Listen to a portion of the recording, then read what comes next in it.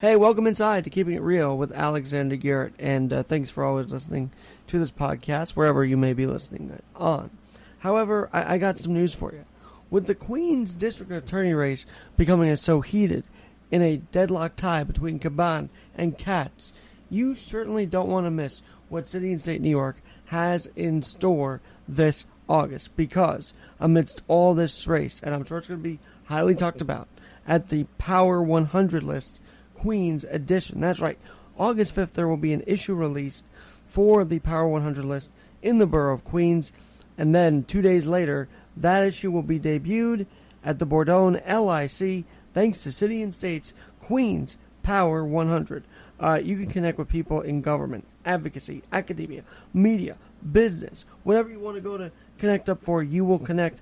And remember, Queens Power 100 is a premier networking opportunity. Join us at the Bordeaux LIC on August 7th. That's a Wednesday from 6:30 p.m. to 8:30 p.m. And if you do really want to go, use my promo code on cityandstateny.com/events. Use my promo code Keeping It Real for a 20% discount. You can't beat that. Keeping It Real, 20% discount on cityandstateny.com.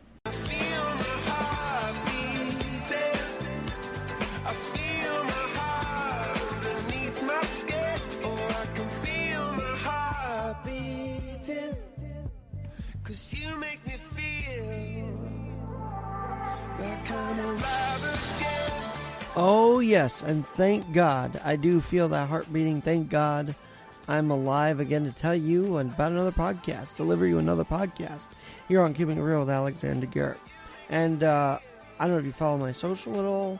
AlexGNYC on Twitter. That's AlexGINNYC on Twitter and Instagram. I've been posting a little bit about how 10 years ago this week I graduated from the Henry Viscardi School. Well, the day after celebrating that anniversary with some friends of mine on Facebook and whatnot, I got news that our very first swim teacher, Mr. Bernie is who he was, has passed away. Now, why is this relevant to today? Well, obviously, all eyes are on Bernie Sanders and the Democratic debates and all this stuff. You know, we're kicking 2020 into high gear now. But for me, I want to focus in on our Bernie, Mr. Bernie, for just a couple of minutes, because his legacy is not going to be forgotten. His kindness, his funny, humorous side, his loving, his teaching side will all stand out. But he personally saved me from one of the biggest traumas of my life. Yet you would think, well, you're born with one leg. How is that not traumatic enough? Well, it isn't. But being that I was so underweight in first grade, and being that I had thinner arms than most of the kids, the floaties that we would all use at the Viscardi pool, one of them fell right off the arm, the left arm. And I remember because I went down under the water right away. And I felt myself struggling, and then all of a sudden, who picks me up out of the water? I'm about 40 to 50 pounds. Probably a little less, actually. Maybe 20 to 30 pounds. Because I wasn't able to eat that well. He picks me up, Mr. Bernie, and he really saved me from that trauma. So when he passed away, I just started to go back to that moment, and I thought, wow, here was a man who was so alert in a school that you had to have entire alertness 24/7, because some of our kids had high physical needs, and he was one that was so alert. And I feel very blessed by that alertness. Our class should be very blessed by his teaching of us. But he helped me overcome that trauma of nearly drowning. It sounds ridiculous, but it's true. Now, I've been afraid of water or jumping in it, but I've been getting better with that ever since. But I guess to me, it's sad that It took his passing to help me recognize, to keep this podcast going, to do what I'm meant to do on this earth, to do what he obviously felt called to do, which is save my life. Why not continue to ramp up efforts to save my own life? To do what the doctors at St. Luke's Roosevelt did, saving my world, my being, my existence. Now, add on that, why not operate in such a way where what Mr. Burney, our swim teacher, did for me 20 plus years ago? Wow. Why not honor that every day as well? So I'm going to work at it. And I wish I remembered saying thank you to him, but he knows, I'm sure that I was very thankful that he did that. And I'm pretty sure I did. I was in first grade at that point. But I am very thankful, and I'm very sad that he passed away. But his kindness and his efforts and his awareness should be matched by every one of us every day. You know, you see videos of people getting punched out, and what do? They put them on World Star. They don't go and stop the fight. They take a video of it nowadays. Because only real heroes and brave people jump into fights anymore and break them up.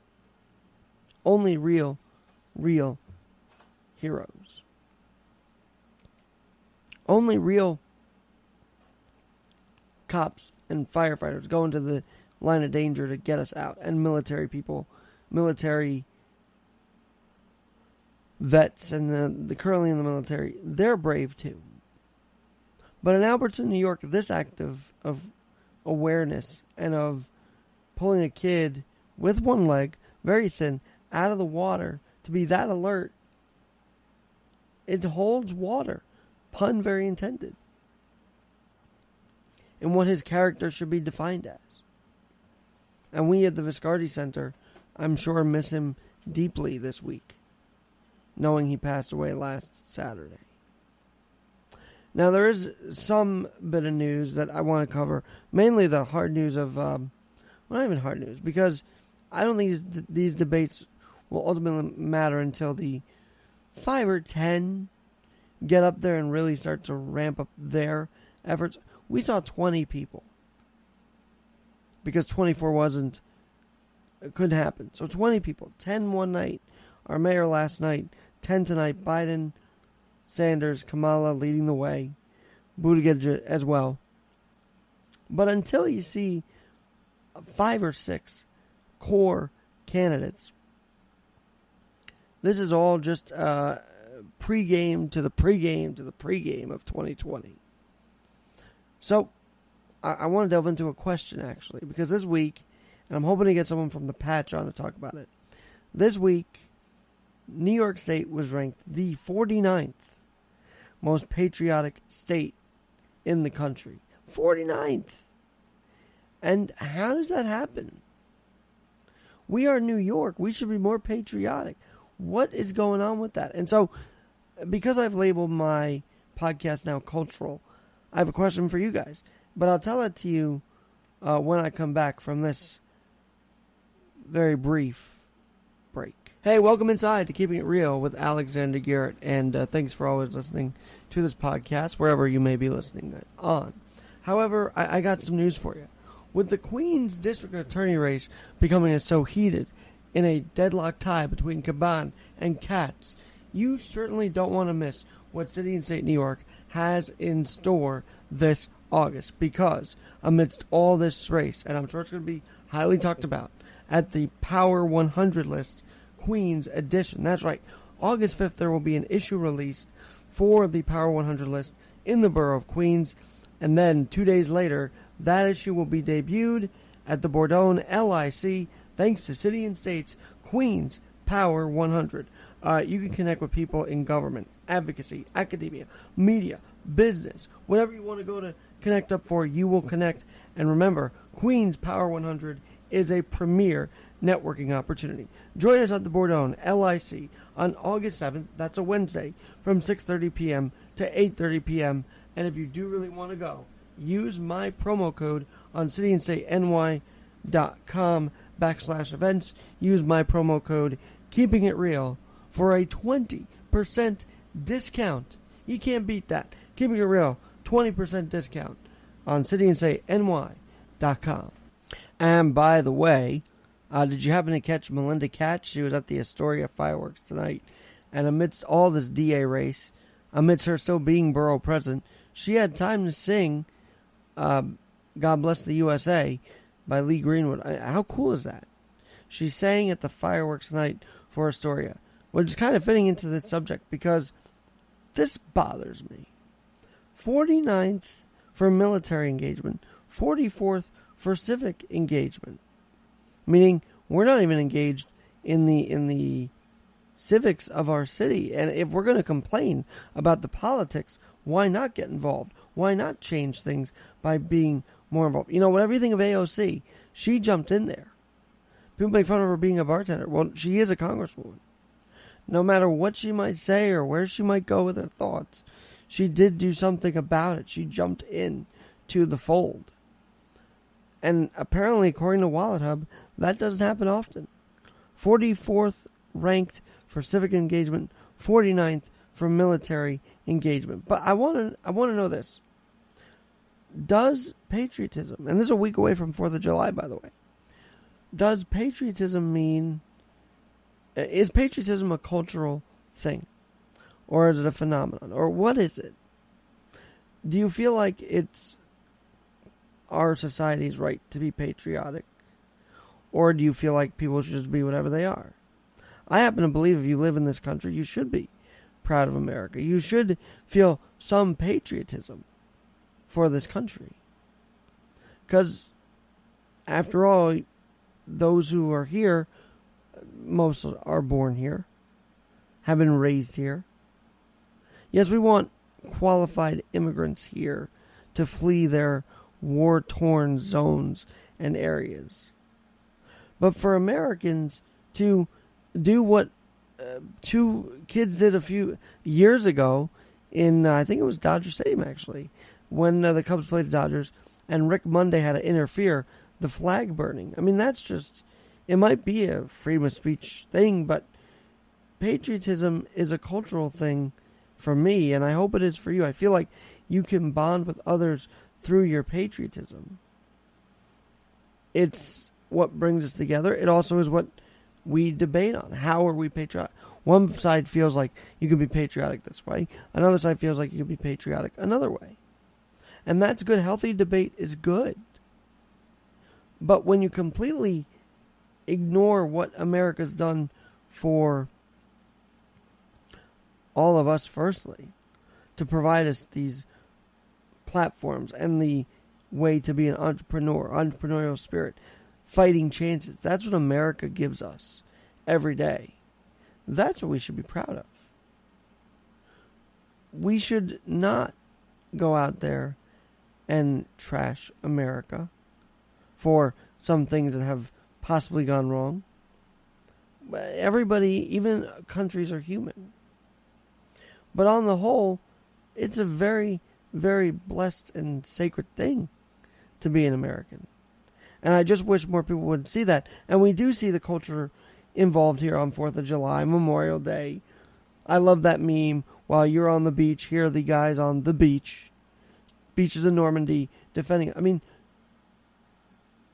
patriotism is a culture only when we want to be. But every day we should have some semblance of feeling of gratefulness, of pride in our country. Because amazingly, what's on the news isn't all the story. We are making strides as a country. And we will continue to be. Politics or not, every one of us makes strides. That's what the American spirit is. It isn't giving up and saying, oh, I can't do this anymore. That's not how America was. But if we saw that, we wouldn't have been independent from the Brits to begin with. But we, our founding fathers, saw that we didn't have to take it anymore. We didn't have to be under tyrannical rule. So they formed their own country.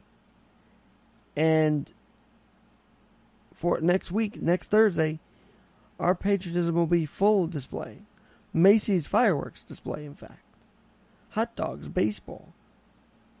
It's going to be a fun day. Should be a day of joy. It's going to be hot, most likely, for the 4th. But my ultimate question tonight is, do you feel like patriotism should be a requirement to be in this country and working hard in this country, or not?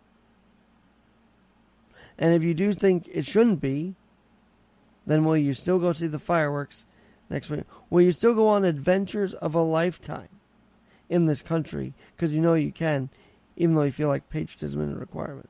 I don't think the two go hand in hand. I think if you're adventuring in the States, you definitely feel that sense of Americana, if you will. It's that Americana. It's that spirit of loving our country that brings us together. And if we can't be patriotic enough in New York, we got to start talking about people who are and bring them to the forefront and say, hey, here are the leaders of tomorrow.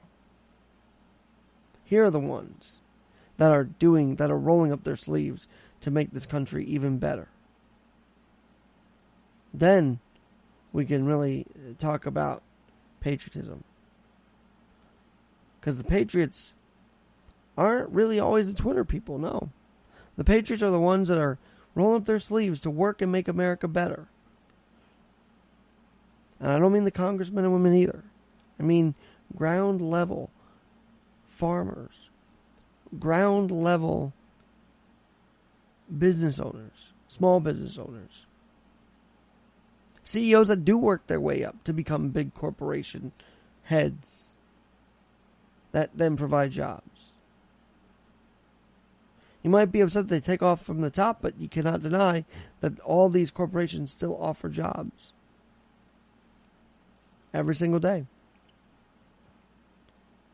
So there's no reason why the most incredible city in America is one of the least patriotic. That doesn't make sense. Let's just venture out together more and learn how to be more patriotic in the state of New York. And let our heart of the city beat loud and proud. And let's get more patriotic. Have a great night.